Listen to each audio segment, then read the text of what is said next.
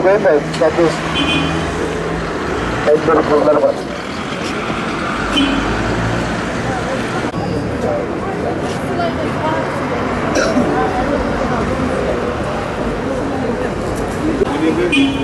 Sana veren.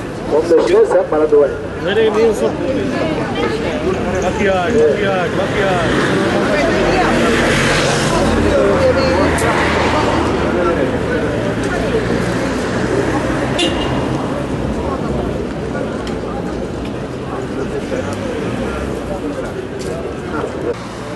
Evet, serbest.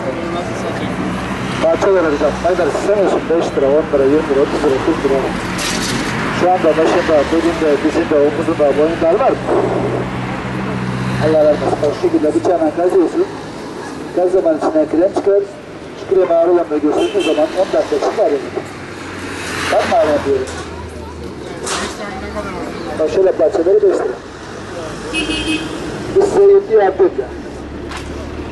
Bunu bazen sunmuyorsun. Yarım çay kaşığı krem çıkartıp istiyorsun. Günde bir sefer bir hafta devam ediyorsun. Geri kalan ıslakla da sarıp buzdolabına bana ben geleyim.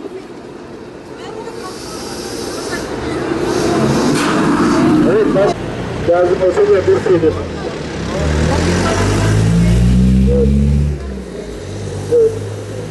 Evet, başında, elinde, dizinde, omuzunda, boynunda arzulanlar.